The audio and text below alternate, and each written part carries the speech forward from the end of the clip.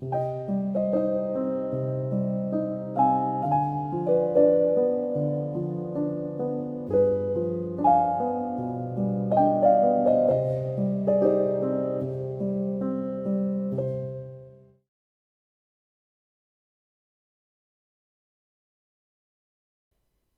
my lovely rose garden. Do you ever go about your day relaxing, having a nice shower, and then almost have a serious accident in said shower because you suddenly remember how pissed off you were at a children's cartoon show that ended years ago but did your favorite character so dirty that you decided to write a whole book about it? Because that was me recently. Now, because this WIP is very IP, and because it is a direct retaliation of how badly my favorite character ended up in the show, most of this video is going to be me ranting about the inspo and then going through a list of ideas I have for the story at the end. I have no idea if or when this will ever become a book, and if it does, it will probably be a novella, but it will definitely be silly, bordering on parody. Maybe outright parody. We'll see. Anyway, time to talk shit. Lollyrock was a tragically named French animated television series that ran from October 2014 to 2017, had 2 seasons, and there has been no announcement of a season 3 since, which is going to be a big problem later, but we'll get there. Oh, we'll get there. The show was your standard magical girl isekai with a musical component tacked on very badly.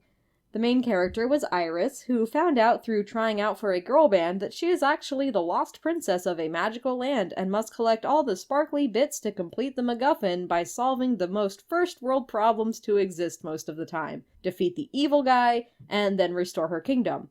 Alongside her are fellow princesses Talia and Oriana, who are voiced by Rainbow Dash and Rarity, so that's a thing. Also, despite the fact that the girl band thing was just a front for Talia and Oriana to find the lost princess, for some reason they decided to just keep doing it. For some reason? Even though throwing concerts can be a huge obstacle in the way of them actually doing their job and it has nothing to do with the magical land-saving plot. Like, their powers aren't music-based. Literally nothing about the rest of the show has anything to do with the music. It's just there because little girls like musicals. They didn't even try to come up with a good reason to have these characters sing generic pop songs. It was not a good show.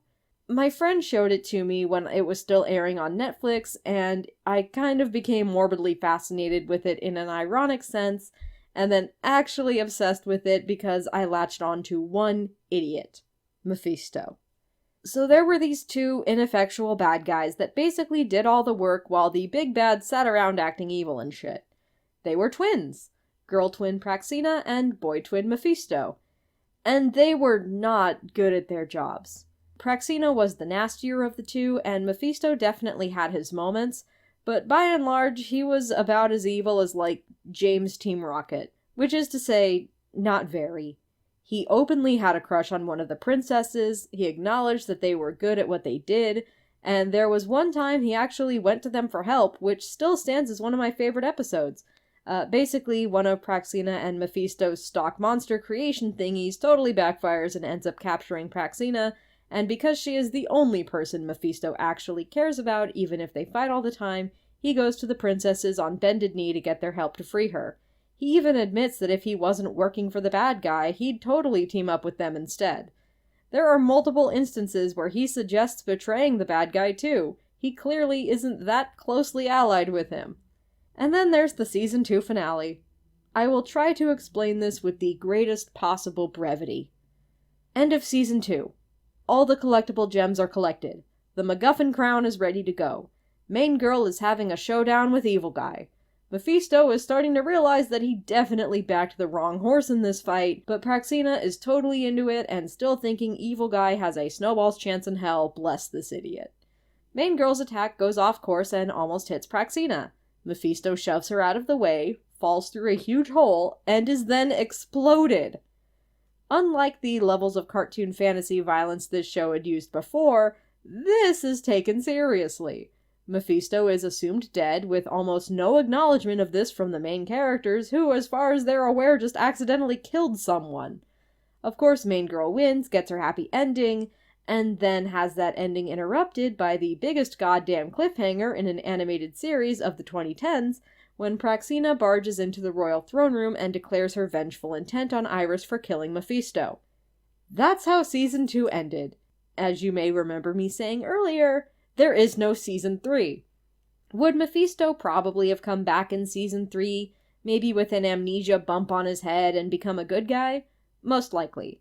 It's not like the show didn't do basically that exact plot with Praxina earlier in the same season, leading to some of the only times outside the first episode that Mephisto was ever threatening. But since there was no Season 3, that's what we're left with. Mephisto died saving his sisters, something that goes almost totally ignored by the morally righteous main characters who have worked together with him at least once, and this will never get resolved. They did him dirty. He was just an idiot. Just a dumb comic relief villain. Why is he the only character in this show to fucking die? Other than, because he was my favorite. Anyway, I got so pissed off about this that I made a whole WIP out of it. So here's the basic pitch. What if these stock evil henchmen of the stock evil big bad in a magical girl show gained awareness, realized that the big bad was a terrible boss, and bailed? Expanding on that, here's the general idea.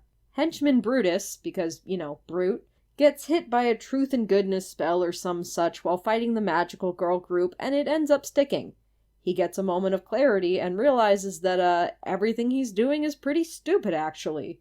Like, why would he support this evil asshole who treats him like shit, and will probably stab him in the back at a moment's notice? Like, there's not even any security, since the big bad overlord probably kills henchmen like him left and right. So he makes up some bullshit about going undercover to track the magical girl's human, civilian, whatever disguises, because of course he can see through their our only camouflage is hair dye bullshit now, and basically runs away to the human, mundane, whatever world.